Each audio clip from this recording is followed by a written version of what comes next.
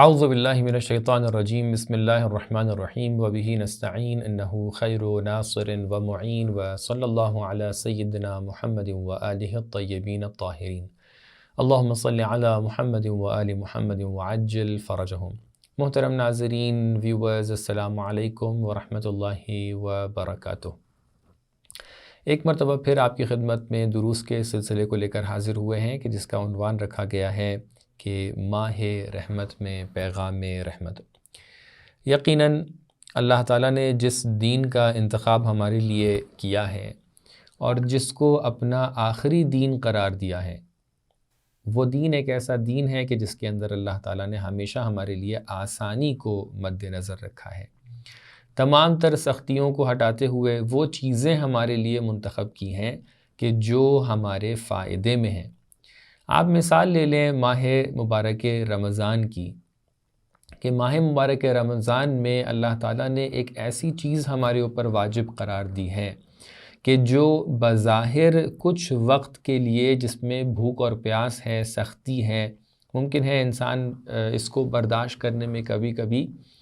محسوس یہ کرے کہ یہ بہت ہی سخت کام ہے،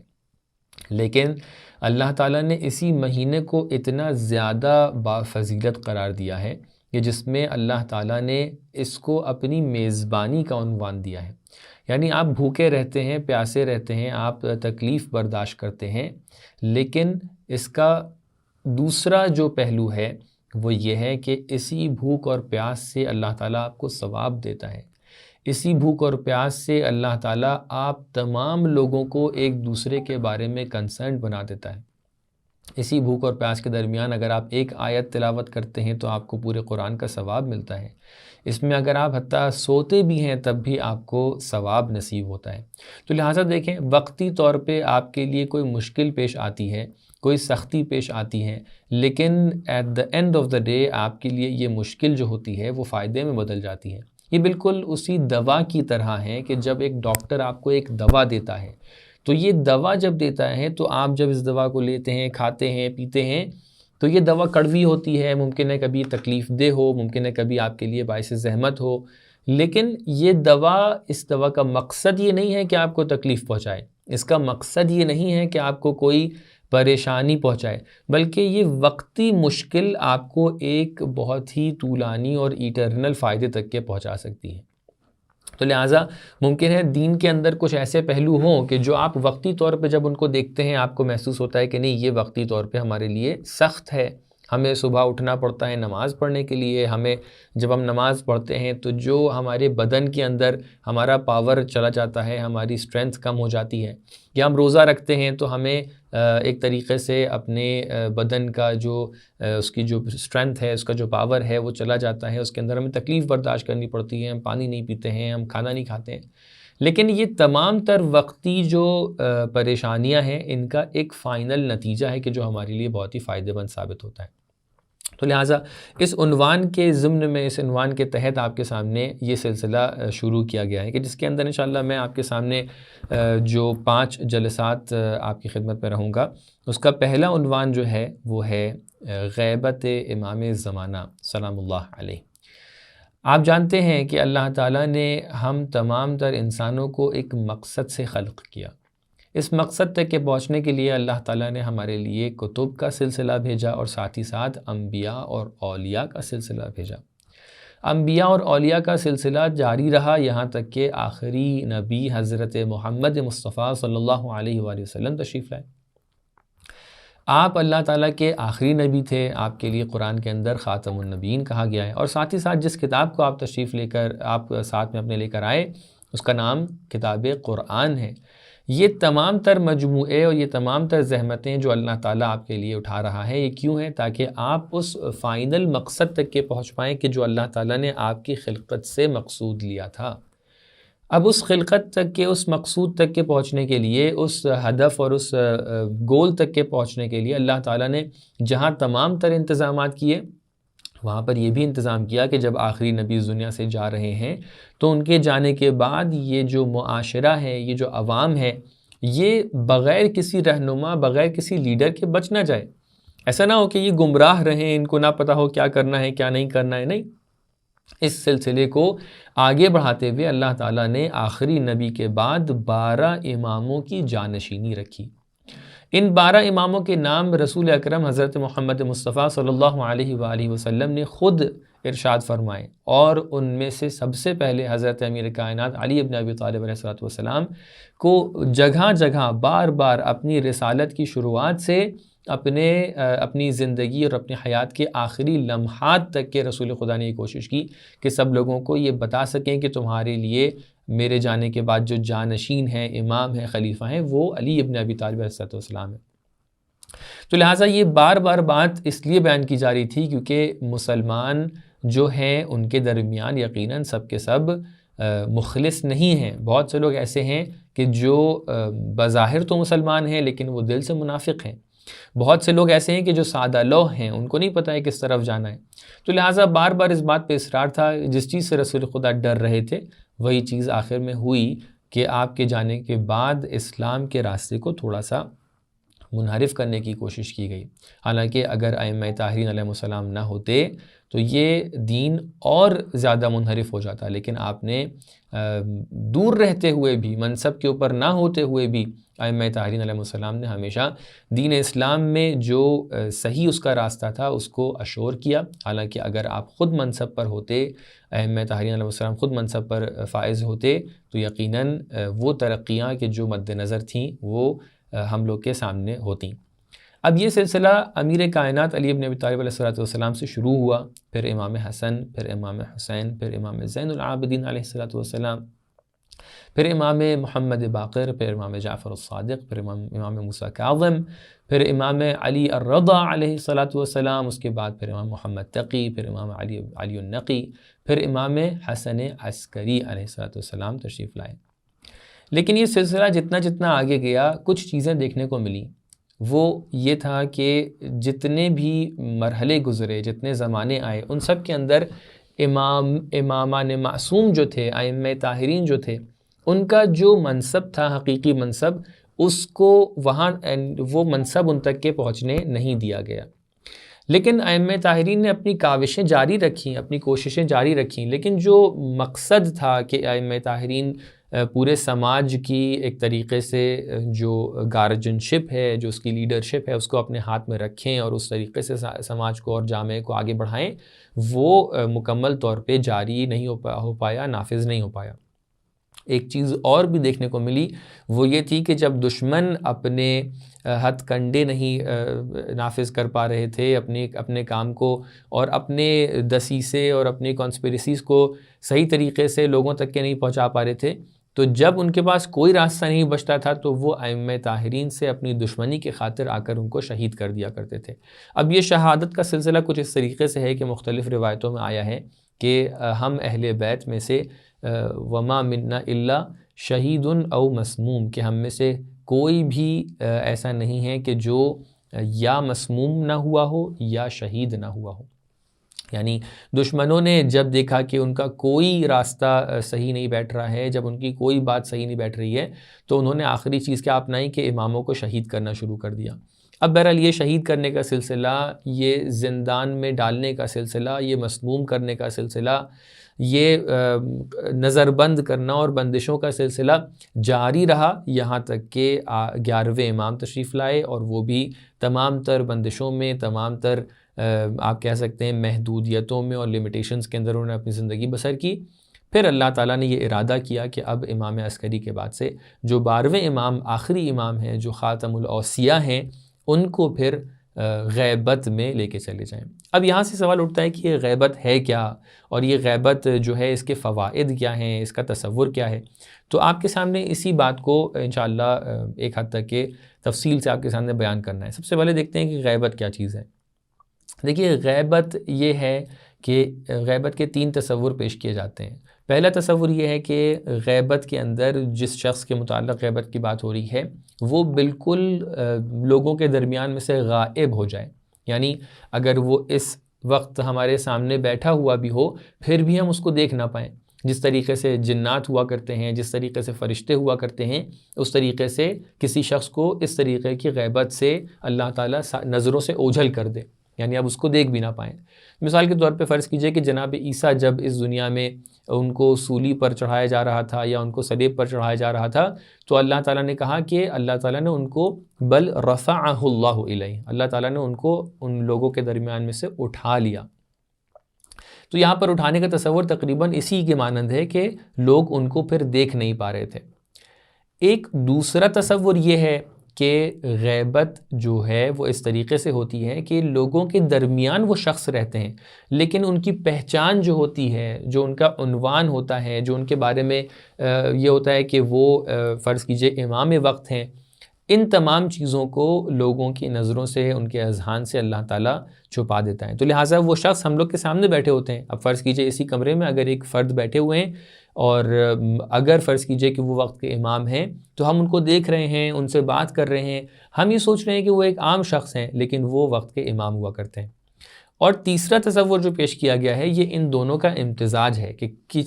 کسی وقت جو ہے امام جو ہے سامنے ہوتے ہیں، ان کو پہچان نہیں پاتے ہیں، اور کچھ وقت ایسا ہوتا ہے کہ امام واقعاً سامنے ہوتے ہی نہیں ہیں۔ تو بہرحال یہ تیسرا جو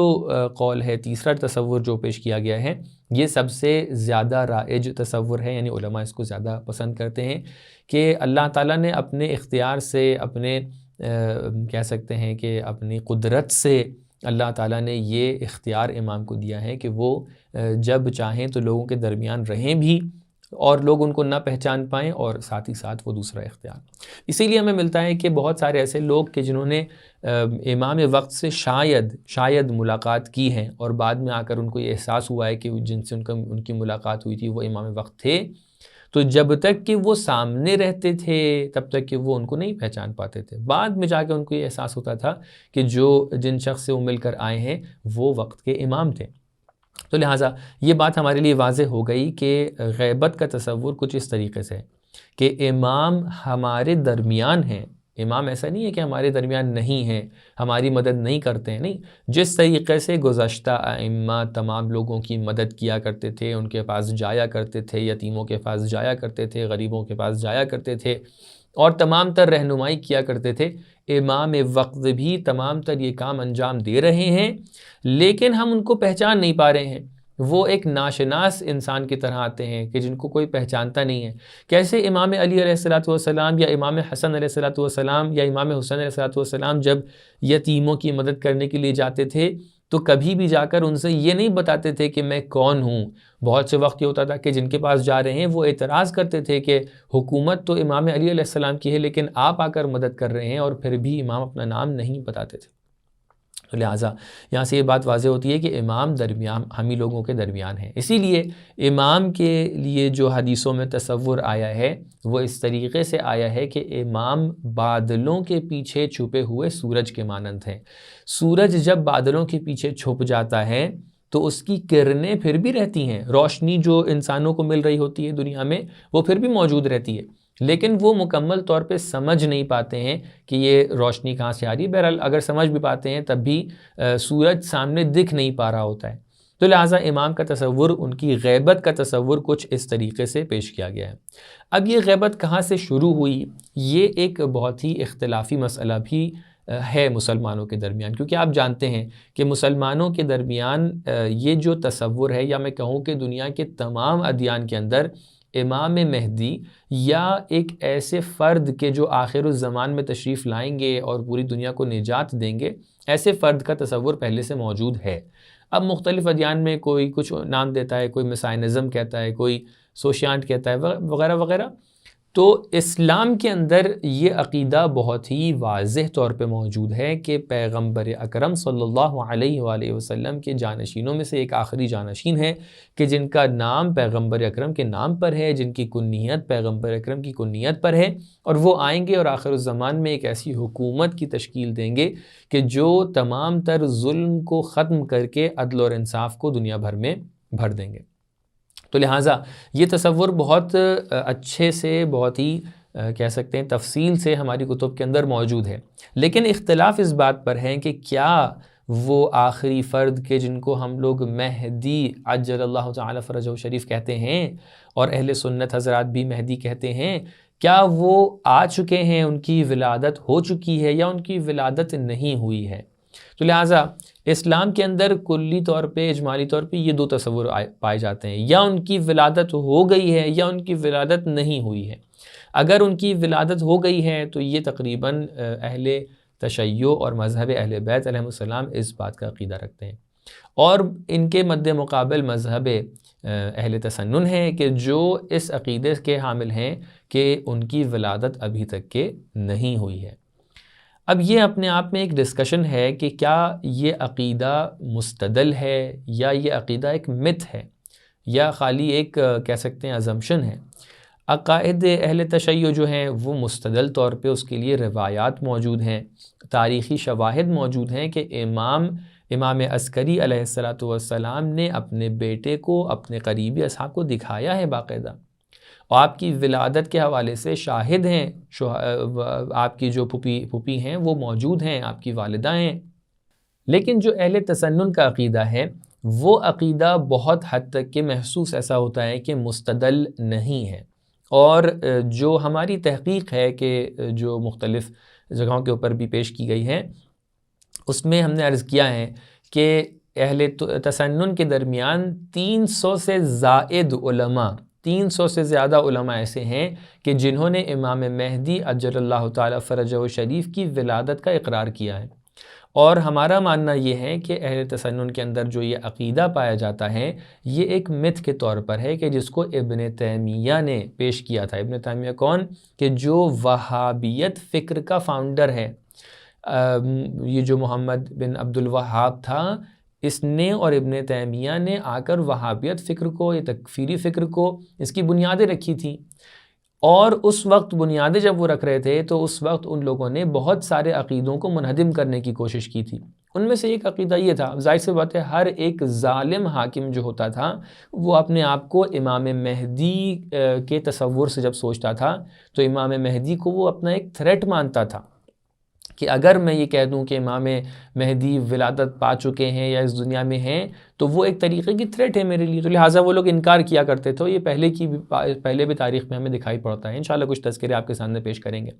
تو لہٰذا 300 سے زیادہ کتابوں کے اندر اہل سنت علماء نے، حتیٰ وہ علماء کے جو 100 سال سے بھی کم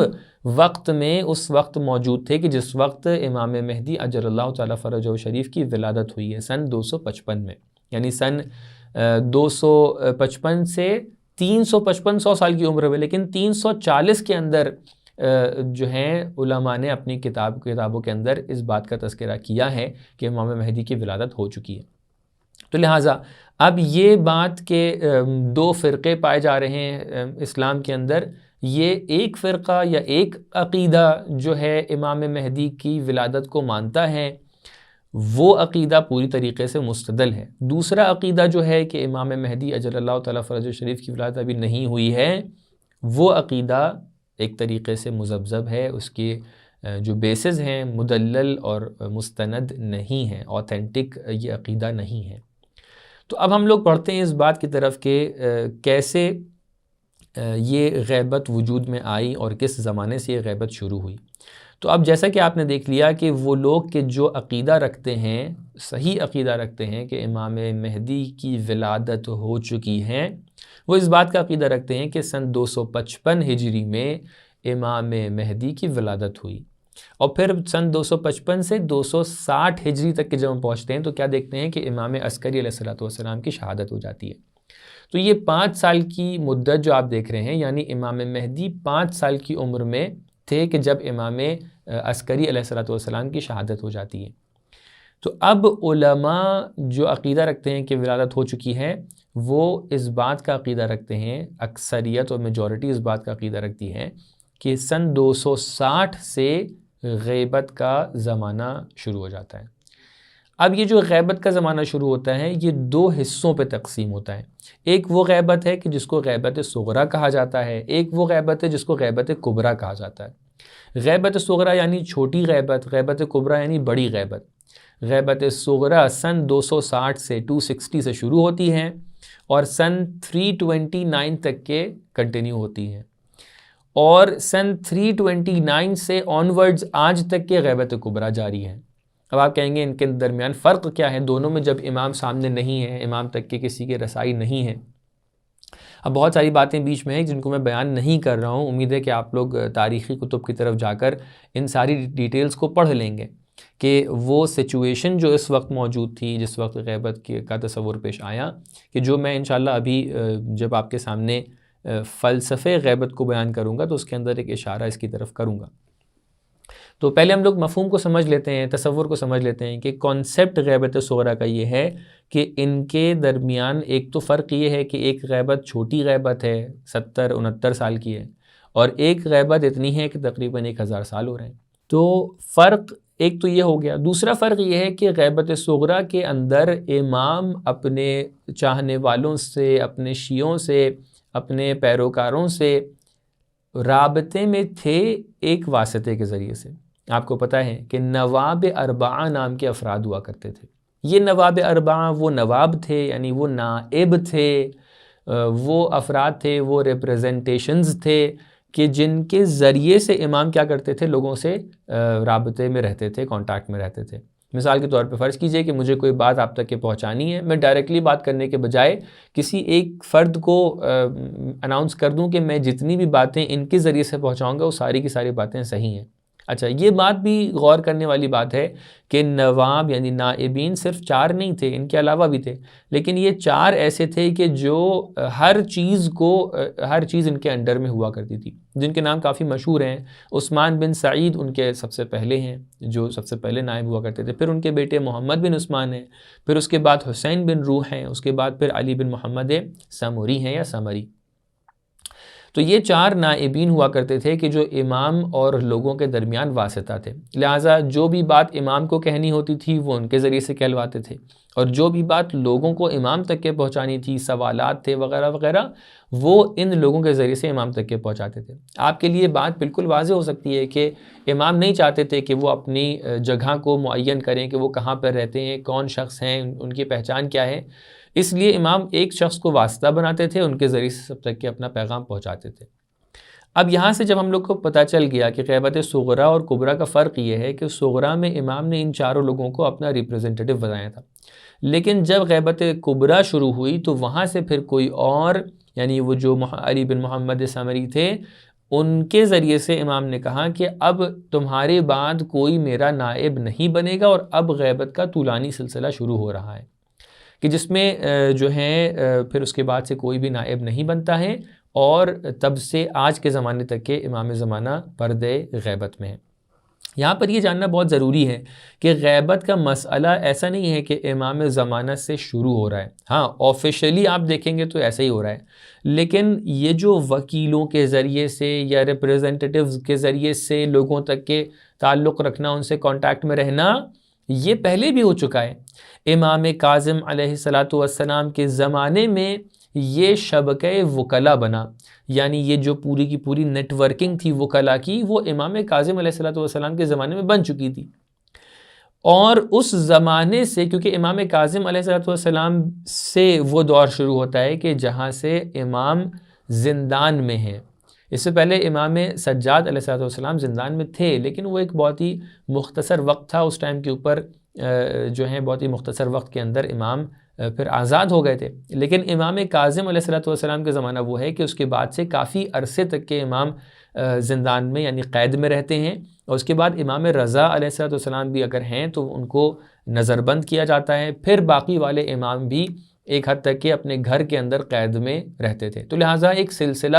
پہلے سے جاری ہو چکا تھا کہ جہاں پر یہ معلوم تھا کہ امام ڈائریکٹلی لوگوں سے اب انٹریکشن نہیں کر سکتے ہیں، تو لہٰذا دھیرے دھیرے یہ ضرورت محسوس ہو رہی تھی کہ ایک یہ سلسلہ جاری کیا جائے، کہ جو ایک طریقے کا پریپریشن تھا کہ جب غیبت امام زمانہ وجود میں آئے گی اور ایسا سلسلہ جاری ہوگا تو اس وقت لوگوں کو بہت زیادہ پریشانی یا بہت زیادہ کہہ سکتے ہیں تعجب نہ ہو کہ امام کیا کچھ افراد کے ذریعے سے ہم سے کانٹیکٹ میں۔ حالانکہ جس وقت یہ غیبت کا سلسلہ شروع ہوا، جس وقت امام عسکری کی شہادت ہوئی، اس وقت کافی خلفشار تھا، اس وقت کافی لوگوں کے ذہن میں ابہام پایا جا رہا تھا کہ آخر حق کس طرف ہے، امام کون ہے۔ کافی ایسے علماء، ایک بلخی نام کے عالم ہوا کرتے تھے کہ جو اسی زمانے میں موجود تھے، وہ باقاعدہ بلخ چھوڑ کر عراق تک کے آئے تاکہ تلاش کریں کہ ان کے امام کون ہیں، یا اس زمانے میں جو لوگ تھے کافی لوگ پریشان تھے۔ اس زمانے میں 2 لوگوں نے اپنی امامت کا اعلان کیا تھا، ان میں سے ایک جعفر کذاب ہیں کہ جو امام عسکری علیہ السلام کے بہرحال بھائی ہوا کرتے تھے۔ انہوں نے یہ اعلان کیا کہ میں امام ہوں ان کے بعد، لیکن جب امام کی نماز جنازہ کا وقت آیا تو اس وقت امام زمانہ تشریف لائے اور انہوں نے اپنے چچا کو اپنی نماز پر سے ہٹایا اور کہا کہ میں حقدار ہوں کہ امام عسکری کے جنازے پر نماز پڑھوں۔ بہرحال یہ تواتر واقعات تاریخی ہیں، آپ ان کو جا کر پڑھ سکتے ہیں، دیکھ سکتے ہیں۔ تو لہٰذا ہمیں سمجھ میں آ رہا ہے کہ یہ جو پریپریشن تھا یہ پہلے سے ہو رہا تھا، اور یہ کوئی ایسی چیز نہیں ہے کہ جو ایک دم سے ہو گئی تھی۔ تو ہمیں غیبت کا معنی سمجھ میں آ گیا۔ اب ہم لوگ بڑھتے ہیں اس چیز کی طرف کہ یہ جو غیبت اللہ تعالیٰ نے رکھی ہے آخری امام کے لیے، یہ اس کا فلسفہ کیا ہے۔ ایک بہت ہی نارمل سا فلسفہ ہم لوگ کو ہو سکتا ہے کوئی بات بیان کرنے سے پہلے ہی سمجھ میں آ جائے۔ وہ کیا ہے کہ امام کی زندگی بہت زیادہ خطرے میں تھی۔ امام عسکری کے زمانے سے حکومت وقت روزانہ کے بیسس پہ ہر گھر کا چکر لگاتے تھے، اسپیشلی امام عسکری علیہ السلام کا، کہ ان کو پتہ تھا کہ یہاں پر ایک ایسا بیٹا آنے والا ہے کہ جو حکومت وقت کے لیے تھریٹ ہے، خطرہ ہے۔ تو لہٰذا وہ لوگ روزانہ کی بیسس پہ وہاں پر آتے تھے، دیکھتے تھے کہ کہیں ایسا نہ ہو کہ اس طریقے سے کوئی بیٹا یہاں پر متولد ہو، اور اسی لیے یہ ملتا ہے تاریخ میں کہ امام زمانہ کے متولد ہونے کا، ولادت کا جو سلسلہ تھا، وہ بھی اس کے اندر بھی کچھ معجزات اور کرامات پائے جاتے ہیں۔ لیکن اس کے علاوہ بھی بہت سارے فلسفے غیبت کے حوالے سے بیان کیے جاتے ہیں۔ اس میں سب سے پہلا فلسفہ یہ ہے کہ جب ہم غیبت کو دیکھتے ہیں، ایک تو اس کے اندر اتنا عرصہ جو طولانی ہو رہا ہے اس کی وجہ سے، اور دوسرا جو سختیاں غیبت میں مسلمانوں اور خاص طور سے اہل بیت کے چاہنے والوں کے لیے پیش آئیں گی، ان میں سے ان دو چیزوں سے ایک نتیجہ نکل کے آتا ہے کہ جتنے لوگ خالص ہیں صرف وہی راہ حق پر باقی رہیں گے، ورنہ جتنے لوگ جو ہیں ظاہری طور پہ مسلمان ہیں، ظاہری طور پہ اہل بیت کے چاہنے والے ہیں، وہ سختیوں کو دیکھتے فوراً ہی پیچھے پلٹ جائیں گے، جیسا کہ اس زمانے میں بھی ہوا۔ بہت سارے لوگ دوسرے فرقوں کی طرف چلے گئے، بہت سارے لوگ دوسرے دین کی طرف چلے گئے۔ انہوں نے جیسے ہی سختی دیکھی کہ اب جو امام تھے وہ سامنے نظر نہیں آ رہے ہیں، تو ان کا علم، ان کا جو ایمان تھا غیب پر، وہ مکمل طور پہ ختم ہو گیا اور وہ چھوڑ کر چلے گئے۔ اس کے علاوہ ملتا ہے کہ یہ ابتلاء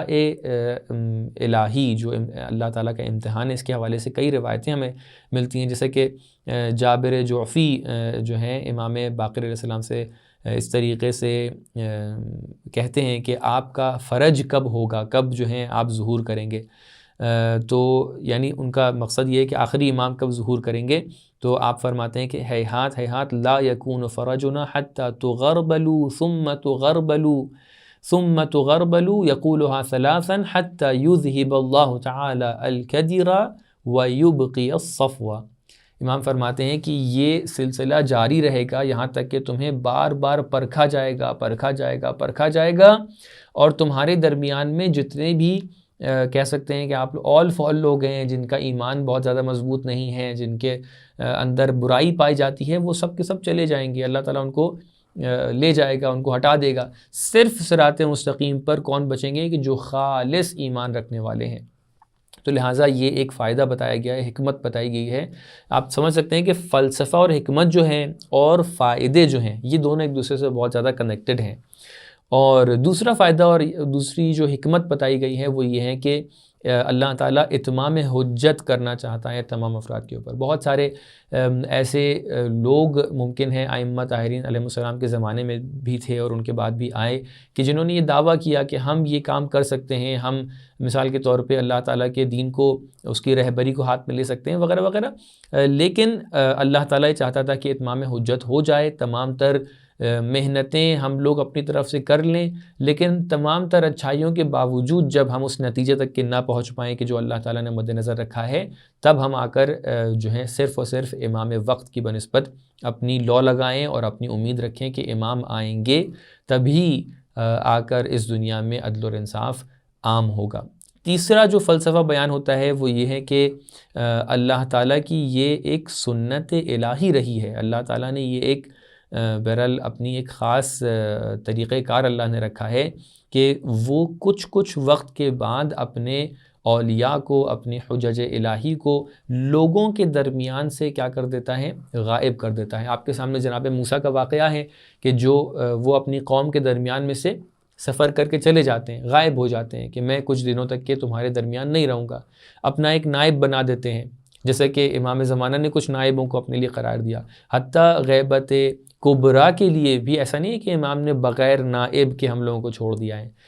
غیبت صغریٰ میں 4 نائب کو معین کر دیا تھا نام لے کر۔ غیبت کبریٰ کے لیے امام نے ایک فارمولہ دیا تھا، ایک آ کر قانون دیا تھا کہ دیکھو جو بھی اس قانون اور جو بھی اس فارمولہ کے تحت آئے گا وہ میرا نائب ہے۔ جیسے کہ تعبیر میں ہے، جیسے امام صادق علیہ السلام کی حدیث ہے، امام صادق علیہ السلام کی حدیث ہے کہ فرجعوا فیہا الی رواۃ حدیثنا، کہ جب ایسا زمانہ آئے گا تو تم لوگ احادیث کے راویوں کی طرف پلٹ کر جاؤ جن کے پاس روایتوں کا علم ہے۔ وہ کون ہیں؟ وہ مراجع اعظام ہوا کرتے ہیں۔ یا مثال کے طور پہ کہا کہ فَأَمَّا مَنْ كَانَ مِنَ الْفُقَهَاءِ صَائِنًا لِنَفْسِهِ حَافِظًا لِدِينِهِ مُخَالِفًا لِلْهَوَىٰ، کہ جس فقیہ کے اندر، جس مجتہد کے اندر یہ صفات پائے جاتے ہیں تو فَلِلْعَوَامِ أَن يُقَلِّدُوهُ، تو عوام کے اوپر واجب ہے کہ وہ اس کی تقلید کریں۔ تو یہ بھی ایک طریقے کے نائب قرار دینا ہے کہ جب تمہیں امام تک کے رسائی حاصل نہیں ہے تو تم ان نائبین کی طرف رجوع کر لو۔ تو بہرحال انبیاء گزشتہ کی بھی یہ سنت تھی کہ وہ کچھ وقت کے لیے غیبت میں جاتے تھے اور اپنے نائب قرار دے کے جاتے تھے کہ لوگوں کو پرکھیں کہ اگر امام یا نبی یا رسول سامنے نہیں ہیں تو کیا وہ اپنے دین پر باقی رہتے ہیں یا اپنے دین کو فوراً کے فوراً چھوڑ دیتے ہیں۔ اور اس زمانے میں بھی یہ دیکھا گیا کہ جہاں پر جناب موسیٰ جا رہے ہیں اور جناب ہارون کو اپنا نائب بنا کر جا رہے ہیں، پھر بھی اس زمانے میں کچھ لوگ ایسے تھے کہ جو گمراہ ہوئے اور انہوں نے دین حق کا راستہ چھوڑا۔ تو بہرحال یہ بھی ایک علت بیان کی گئی ہے۔ اور ایک اور علت جو بیان کی گئی ہے وہ یہ ہے کہ غیبت کے طولانی ہو جانے کی وجہ سے بہت سارے ایسے مؤمنین ہوں گے کہ جو کافروں کی صلب میں موجود ہیں، کہ جو آئندہ زمانے میں آنے والے ہیں، امام کی مدد کرنے والے ہیں، دین حق اور صراط مستقیم پر چلنے والے ہیں۔ یہ اتنے دن گزر جائیں گے یہاں تک کہ یہ تمام کے تمام افراد راہ حق پر تشریف لے آئیں گے اور اس کے بعد امام وقت ظہور فرمائیں گے۔ تو بہرحال ان تمام تر باتوں سے ہمارے لیے کچھ باتیں کلیئر ہو جاتی ہیں۔ پہلی بات یہ ہے کہ غیبت کا مطلب کیا ہوتا ہے، دوسری بات یہ ہے کہ غیبت صغریٰ اور کبریٰ کیا ہوتا ہے، تیسری بات یہ کہ غیبت کی ضرورت کیا پڑی، چوتھی بات یہ کہ غیبت کے فوائد اور حکمت کیا تھی، اور یہ غیبت تک کہ ہمارا سلسلہ کیسے پہنچا۔ امید ہے ان تمام تر باتوں سے ہم فائدہ حاصل کریں اور اپنے ایمان کو مضبوط کرنے کی کوشش کریں اور اپنے وقت کے امام سے لو لگائیں، اپنے وقت کے امام سے انشاءاللہ اس امید سے زندگی بسر کریں کہ ایک وقت آئے گا کہ جب ہم آپ کی خدمت کرنے کا ہمیں موقع ملے گا اور ہم لوگ اس توفیق کو حاصل کریں گے۔ آج کی گفتگو یہیں تک کے رکھتے ہیں۔ والسلام علیکم ورحمۃ اللہ وبرکاتہ۔